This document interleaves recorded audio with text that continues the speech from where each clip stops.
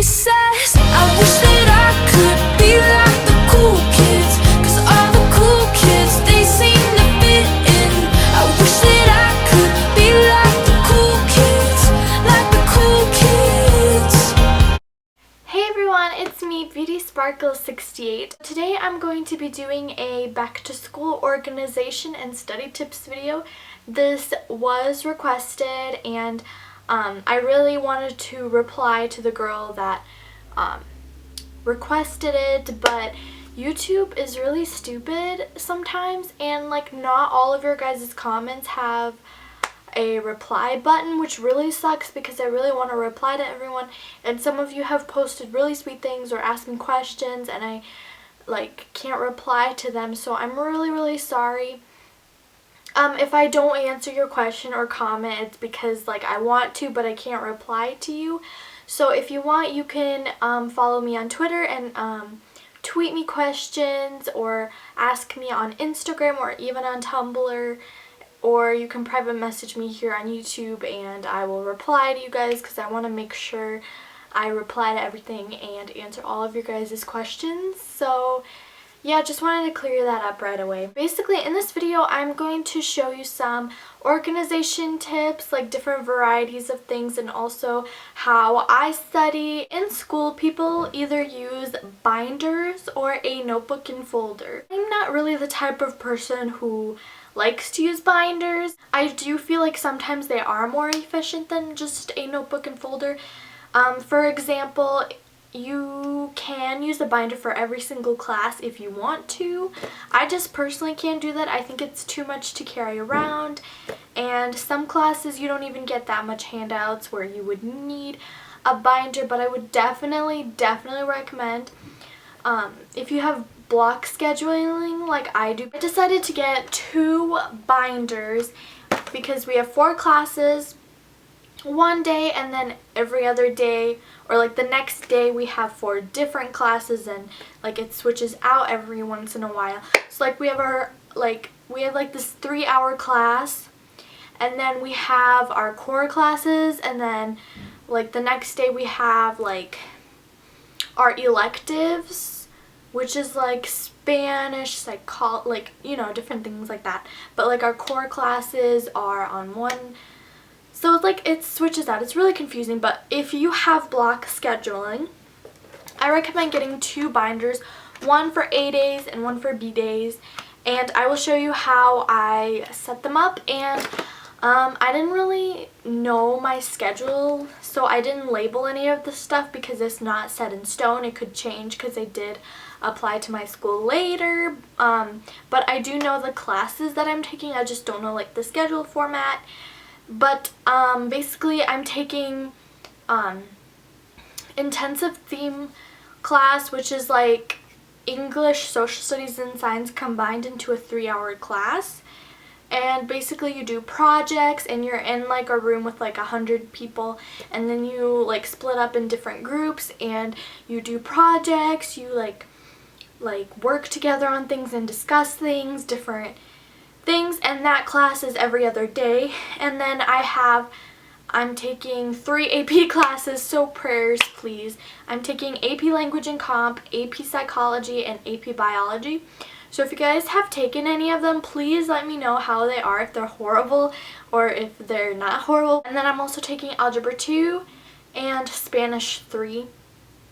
And then for electives, I don't really know what electives. Like I chose 3 that I liked, and my counselor told me that I might not get my first choice because like some of the classes may be full already. But basically I chose poetry, workshop, creative outdoor writing, outdoor landscape, and then human medicine. So those are like the 3 electives that I chose. Oh, also photography, that was like another one. But yeah, so sorry you guys, I'm talking a lot, but basically that's my schedule. So for A days, I would use this binder, and by the way, I collaged it. I just took some pictures on Tumblr, and there's Leonardo DiCaprio. The back I did like a more girlier one. If you have block scheduling, this is how I would set up my binder. So when you open it up, I have this thing which is like a hole punch. I highly recommend getting this because teachers don't always like hole punch your papers, which gets really annoying. And like I said, I haven't labeled these yet, but if I, like for block scheduling, I would put my first 4 classes and then this one is for paper. So as you can see, I just put some loose leaf paper at the end of it because you always need loose leaf paper, and you can also use the extra tab for homework or just miscellaneous handouts. And if you guys don't have block scheduling and you use a binder for every class or binders for AP classes, I highly recommend using binders for like those hardcore classes. Then you could label it like notes, homework assignments, old test and quizzes, study guides, and then an extra one for paper. So that's my first binder. And the second one, I haven't collaged this one yet, but I will. It's basically set up the same way.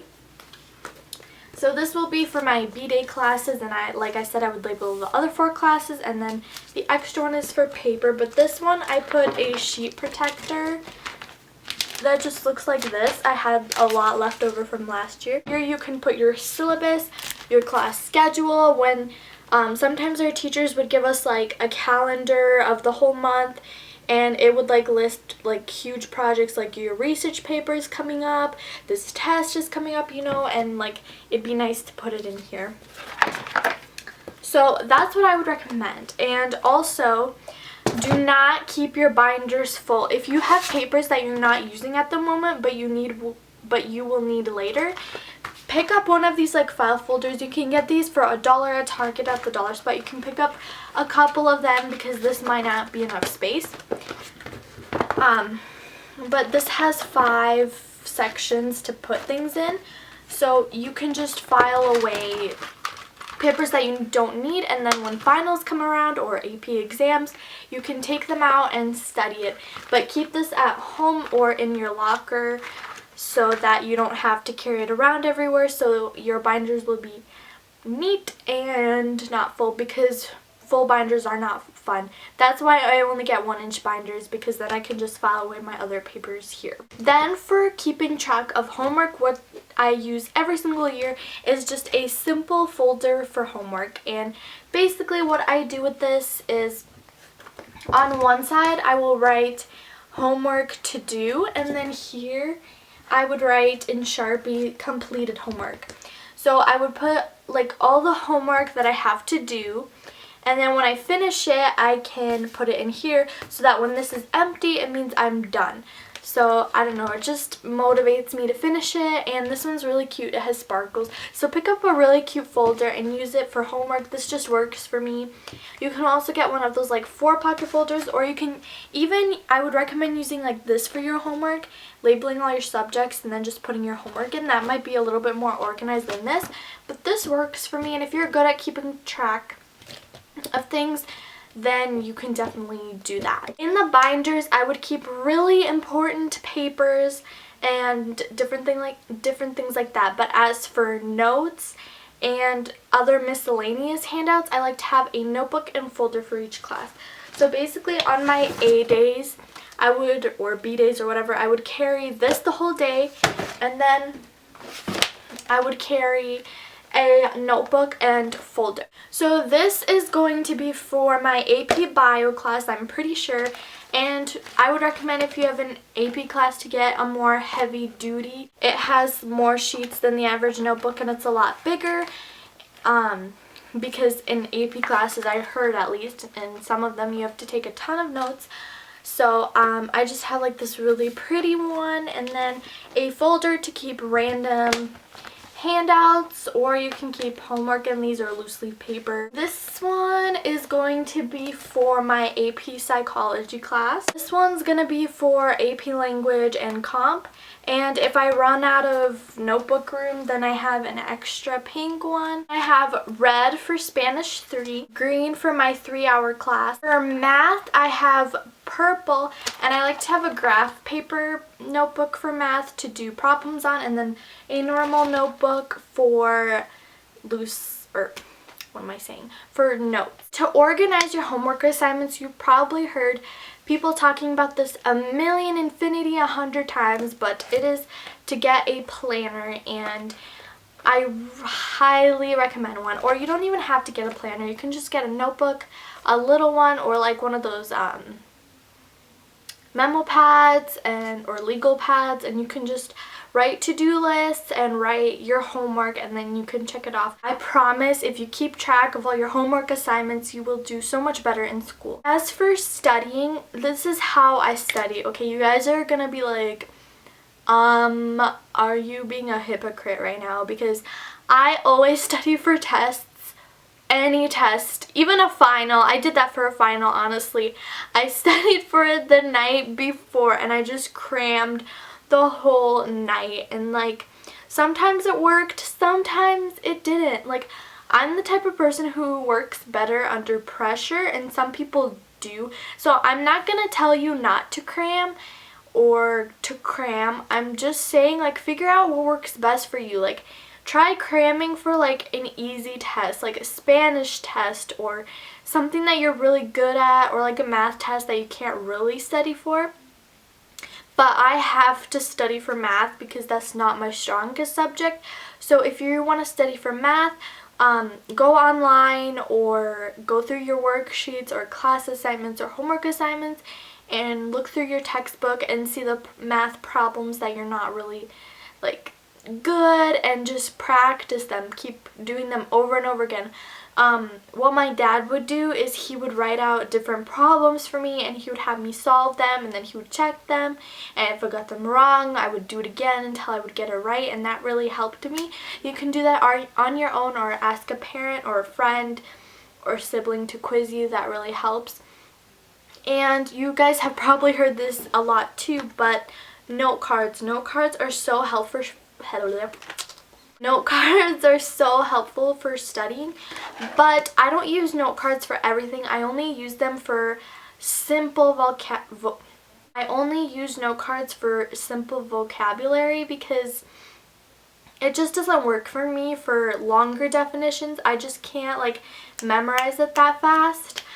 But for smaller words and vocab words or spelling words or different things like that, if you just write, like for Spanish, caliente, you write that on like one side, and then on the other side you write hot. So caliente is like hot, you know. But if you guys want to know how I retain more information, like for example for chemistry, you have large definitions of words, then I would make a little study guide for myself, and I would write out the word and write out the definition straight from my notes, and I would read over it until I got it in my head, and then I like covered it up and I tried talking. Like, I know it sounds so weird, like my parents would come into my room and they would be like, who are you talking to? I would basically talk it out as if I was explaining it, and if you guys try that, it will help. Whenever I do flashcards, if I'm going through them and I miss one, I start all over, and I keep doing it until I get them all right. Like if I miss one, I start over, and I'd recommend for you guys to try and do that because it motivates you to want to get it right, so you don't have to start all over again, and it really helps me. And studying for like English and things like that, just go over your book or use Spark Notes and read summaries of all of the chapters, and maybe write a little post-it note or something and just study that to get the gist of it, and review your notes if you took notes. So basically that is how I study. And okay, one tip is if you make note cards or study guides, don't make them the day of the test, because it takes a long time to make a good study guide or good note cards, especially if you have a lot of information. So try to do that like in advance, and if you're gonna cram, then you have like everything ready and set out for you. But if cramming does not work for you, then study a few days, or you don't even have to study, but just read over your notes and read over what you learned that day so that you'll do better. And it only takes like 5 to 10 minutes, or review your flashcards only 5 minutes every day. Trust me, it will help you so much. Last thing I'm going to talk to you guys about is how to organize your extra supplies or your writing utensils at school. I like these types of pencil cases because they're big and they can hold everything. This is for your 3-ring binder, but it's too bulky in my binder, so I'm just going to carry it around. But it has everything I could possibly need, like whiteouts, these post-it flags that are really, really helpful, a flash drive, some extra lead, and then I have like some colorful pens and highlighters.